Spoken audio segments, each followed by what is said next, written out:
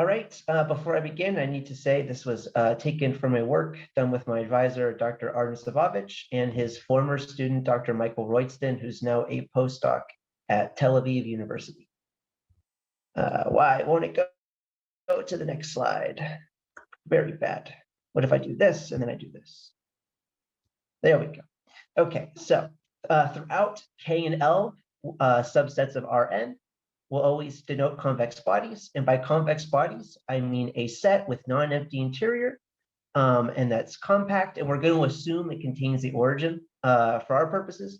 And also that's convex, which means if I take 2 points, the line segment connecting them is also inside K.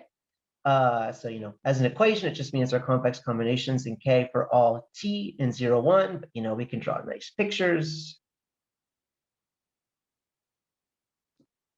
It wasn't supposed to be a circle, but that's a convex shape, for example. You can draw a triangle. That's better, yes. Okay, so convex shapes are kind of the most general versions of those classic stuff you would study in like a high school Euclidean course that we can still study thoroughly without getting too general. We're going to say a body K is symmetric if K is equal to negative K. And what's nice about convex bodies is that they actually respect a type of addition. So if you have 2 convex bodies, K and L, you can create a new convex body called their Minkowski sum, which is just this vector addition of the 2 guys. Now, 3 important functions uniquely define a convex body. The radial function, which is the largest you can stretch a vector x so that it's still in K. Geometrically, if I pick a direction theta, say I pick to the right, that's theta. Then the radial function is, so say this is the origin here, then the radial function is the farthest you can go in that direction until you hit the boundary of K. So that geometric intuition we're going to need later. The Minkowski functional is just 1 over the radial function, but as an expression, it's the minimal value that you have to stretch K, so that way x is still in K. And the support function of a convex body is the maximum projection. So you have vector x, and what's the largest that you can project x onto K. So you may have seen the Minkowski functional before whenever, say, studying the Hahn-Banach theorem, because there you see that a convex body is the unit ball of its Minkowski function. The radial functions, for our purposes, will be used for polar coordinates. So if I have a function that's integrable over K, then I can, if my vector x is r theta, where little r is in big R, and theta is on the sphere, where here the sphere is always Sn minus 1. Then I can write the integral over K like this. And here's where that geometric idea that given a direction theta, the radial function of K evaluated at theta is the farthest I go. So we see here that the upper limit of our integral is up to the radial function in that direction. Now, if you set f equals 1, that gives a nice pretty formula for the volume of K. We're also going to need the Gauss map. So, if I have vectors on the boundary of our convex body, it takes these vectors and associates them to their outer unit normal on the sphere. And using the Gauss map, we can actually construct a measure on Borel subsets of the sphere called the surface area measure of K. So what you do is, so say on this guy, for example, I'm going to take this arrow, I'm going to put a point mass, and the size of that point mass is equal to the length of this face. And then it turns out polyhedra, so you define it for polyhedra, and then polyhedra are dense in the set of convex bodies with respect to, say, Hausdorff distance. So therefore, you construct this discrete surface area measure for this polyhedra, and then in the limit, you get a nice surface area measure for an arbitrary convex body. Now, convex bodies, they come in pairs. So given a body K, we can take the unit ball of the support function of K, and that is the puller of K. And it is here that we need that the origin's inside K, because otherwise this may not be a convex body, it might just be a convex set. So the support function, so if this guy, the support function of a convex body is always greater than 0, That's the same thing as saying the origin is inside K. So by putting the origin in K, this is now bounded below by 0 here. So therefore, this polar guy is finite. And why are we defining the polar? Why are we going to use it? Because the polar allows us to translate between the support functions and Minkowski functionals. Because it's a convex set, so therefore it's the unit ball of its Minkowski functional. So the Minkowski functional of K polar is the support function of K. All right, so now we need some basic facts. If you have a one homogeneous function G and Rn, it's a norm if and only if its unit ball is a symmetric convex plot. In this instance, G would be precisely the Minkowski functional of its unit ball. So now if we have a linear, I didn't write it, but this needs to be a linear subspace H, then if we take the hyperplane, so pick a direction theta in Sm-1, then theta perp is the hyperplane through the origin orthogonal to theta. Then p theta perp H will denote the projection of a linear subspace H onto theta perp. So here, H is K, and theta is the Z direction, and theta perp is the XY plane. And we can then project K onto the XY plane. So with this, Cauchy's integral formula states that the volume of the projection onto theta perp of some convex body K is given by this nice integral, 1/2 the integral over the sphere of the absolute value of theta with u with respect to the surface area measure. So this is why we need it here. But if you look as a function of theta, so set this equal to f theta, this is a norm on Rn because of the absolute value satisfies triangle inequality. If you replace theta with theta times r, the r will pop out. So this is a norm on Rm. So therefore, via our fact above, there exists this the unit ball of this guy is a convex body.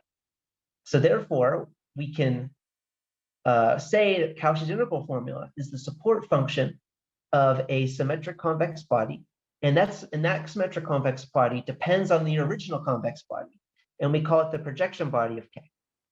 So this guy right here is equal to the projection body of K.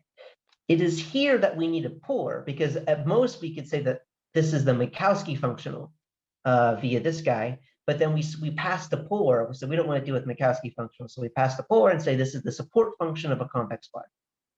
All right, so now we finally introduced our main character, the projection body of K. So let's look at this guy for 1 second. Volume of K to the m-1 times volume of pi polar K. Well, what's that? That is the polar of the projection body of K. So it's the convex body whose Minkowski functional is Cauchy's integral formula. If we look at this expression, it turns out it's affine invariant. So if I replace K with TK, so if I replace K with TK, where T is some linear transformation, then this number, whatever it is, doesn't change. So therefore, this number doesn't change if I make K really big or really small. So it's a natural question to ask, does it have a maximum and minimum value? And the answer is yes. In 1971, Petty showed it has a maximum value, which is obtained by ellipsoids. And in the early 90s, Zhang showed this lower value. So this one's going to be super important. So I'm going to say it. It's 1 over n to the n, 2n choose n. Our question is we want to generalize Zhang and Petty's inequality to the setting of arbitrary measures. And just some clarifications, just so we have a little bit of control over what we're doing. We're only going to consider measures mu with density. That is, there exists some function phi from Rn to R plus, such that the Radon-Nikodym derivative of our measure mu is phi. And throughout, we're always going to assume mu acts on a class of compact Borel sets, and I will refer to this as the domain of mu. And we're going to do 2 types of generalizations. We're going to replace volume in this expression by mu, so have mu of K here, and to the m-1 and mu of pi polar K. But we're also going to consider changing the definition of the projection body of K. That is actually altering Cauchy's integral formula. And this is the interesting one. This is the interesting one because that's the one that leads to new math. So the first one was just kind of a fun little exercise. Can we put a mu here? But the second one, it creates new open questions. So we also need to restrict a little bit further the measures we're going to consider. So we need to assume they have some concavity condition. So we say a measure mu is S concave if for every 2 elements in its domain, mu to the S is a concave function. So I just wrote out to remind you what it means for a function to be concave. So here in this instance, it'd be the function of the convex combination of the inputs is always greater than or equal to the convex combination of the outputs. Where here our function is mu to the S. When S is equal to 1, we should say the measure is concave. And in the limit, as S goes to 0, one obtains log concavity, which is written as so. If there exists a function f such that the composition of mu with f is a concave function on its domain, then we say mu is f concave. Now, why do we need this? Well, it turns out in the original proof of Zhang's, they had to use the Broom-Minkowski inequality, which is the statement that the Lebesgue measure, volume, is 1 over n concave on the class of all compact subsets of R. So we want to try to use the same idea, so we have to introduce some type of concavity condition.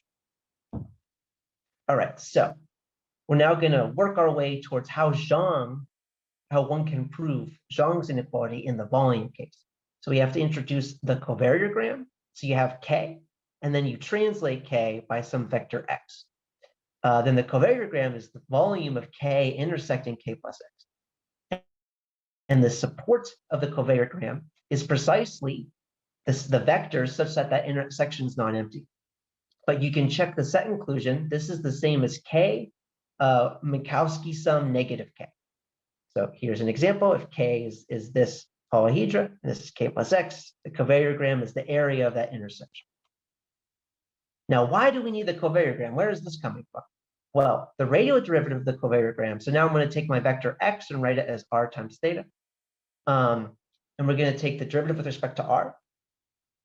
It's the radial derivative of the covariogram of k is called its brightness. And it turns out that if you evaluate it at r equals 0, you get negative the support function of the projection body of k. That is negative Cauchy's integral formula. And that's the magic.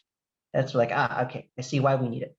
Broom concavity states that the covariogram to the 1 over n is concave on its support. By Broom concavity, we just mean Broom-Minkowski. So here we need a Broom-Minkowski. Historically, Broom concavity came first. That's actually how Broom proved his proof of Broom-Minkowski. He was using it. Now I want to remind you of a property of concave functions. So say this is a concave function, is this arc. What I'm going to do here is I'm going to write this function as r theta, as x is r theta. So I have the covariogram of k of r theta to the 1 over n. And now I'm going to fix theta, and this right here is r equals 0. Now we ask ourselves, what's the largest I can make r? Well, from our geometric picture we saw before, that would be precisely the radial function of the support of the covariogram, which is the difference body. Now I want you to look, this arc is always less than its tangent line. It's a property of concave functions. In particular, it's less than the tangent line at r equals 0. So using that the brightness is related to the support function of the projection body, and that this is a concave function, we obtain this inequality. So here, this is just the tangent line at r equals 0, and we raised it to the n because it was the covariogram to the 1 over n that was concave. Now let's look at this and this. So we have this tangent line, this equation of the tangent line is always greater than 0 for all r between 0 and the radial function of the difference body of k. By setting r to be that, and we can get rid of the support function by saying the support function is the same as the Minkowski functional of the polar body, and then by definition, that's 1 over the radial function. We obtain this inequality, that the radial function of the difference body of k is less than n times the volume of k times the radial function of the polar projection body of k. But that actually implies a set inclusion. And now we're primed to see the original proof. And the reason why we want to look at the original proof is because you're trying to journalize something, just see how much you can steal from an original proof before you have to be creative. So using properties of the Lebesgue measure, we can write the volume of K like this. But now if you use Fubini's, this guy can be written like this. And now we're essentially done. So what we do is we use polar coordinates to get to here. But then I'm going to use the set inclusion to increase my integral, and also the concavity to replace this quantity with that tangent line. And then now just do a u sub, this is u, and then use the beta function. You got it. So now we look at this and we go, okay, Zhang's inequality relied on the fact that the volume of K can be written in terms of the covariogram. And we had to use this middle step. That middle step is obviously not going to be true for arbitrary measures. Again, by arbitrary, I mean measures of density. So what do? We cheat. We define a quantity to be that middle step. And now instead of it being volume of y minus k, it's the mu measure of y minus k. And it's interesting is that this quantity has actually appeared in generalizations of other inequalities. So it was a bit of surprise that it popped up again. And again, using Fubini's, it becomes this guy. Now notice, we can write using the set inclusion, the covariogram divided by the volume is less than or equal to 1. So now it just becomes the integral of mu with respect to dk. And now using the set inclusion, we get this guy. Now, if this was the Lebesgue measure, the n would pop out. You get the n to the n. The volume would pop out to an n, but then this is the same as volume. So you would divide both sides by volume and you would get n minus 1. And you would have the volume of the forward projection body of K. But what are we missing? We're missing the 2n choose n. And the 2n choose n came in because we had to use the concavity of the covariogram and we got this beta function. But very unfortunately, this inequality is sharp.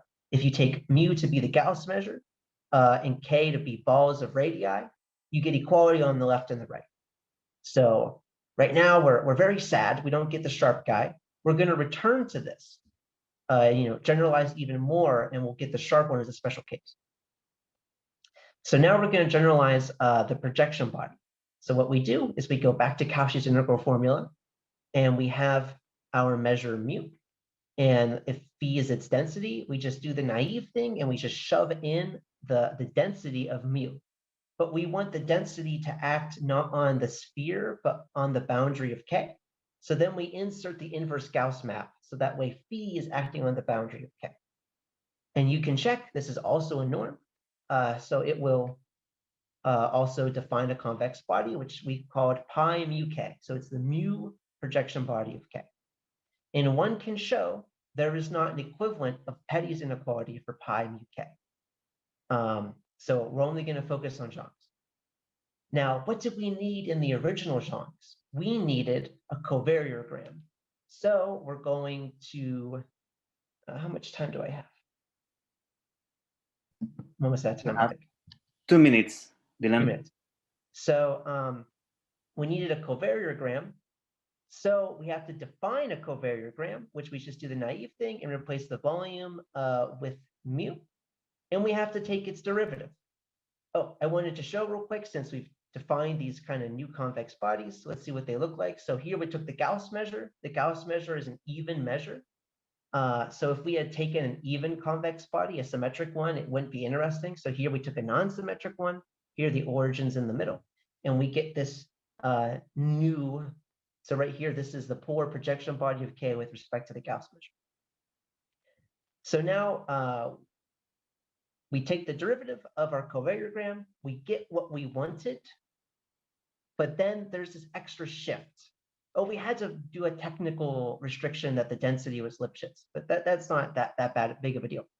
So now this is a vector, so we give it a name, and then we can write this nice and concisely. And why do we do that? Well, this is always decreasing. So therefore, this is negative, which means that this support function is always positive. So it contains the origin, so polar makes sense. So now that we have this new covariogram, one can check, you get a similar set inclusion. If you suppose the shift is 0 for simplicity, which happens in the Lebesgue case, and say mu is F concave, you have this set inclusion, which generalizes the one we had before. So now we're ready to show our generalized Zhang's inequality. Now, to kill that bad equality case with the Gauss measure, we're going to assume our measure is radially increasing. So we have this technical lemma that relates a concave function, which is here's going to be the covariagram, and radially increasing measures. So here, this plays the role of that n volume n of k, tap the button, radial of pi polar k. Over here, this is the beta function, guys, technical lemma. And now that we have a covariagram, we can define a translation average with respect to the mu covariagram. So now we have the mu covariagram average with respect to nu, where nu is radially increasing to kill that bad guy, that bad equality case of the Gauss measure we saw before. And using this in that technical lemma, we get this guy. Now, why is this generalizations of Zhang's inequality? Well, if you plug in that mu is S concave, you get this. And notice right here, this will become our 2n choose n in the case of Lebesgue, because you would set S equal to 1 over n. I don't have time to discuss, but I just want to mention we were also able to get the results for measures that were log concave. So the technical lemma doesn't work with that because we had to assume something in the technical lemma that does not allow you. Oh, right here, the f of 0 was finite. So we were able to get separately a result concerning log concave measure. And that's all I got. Thank you.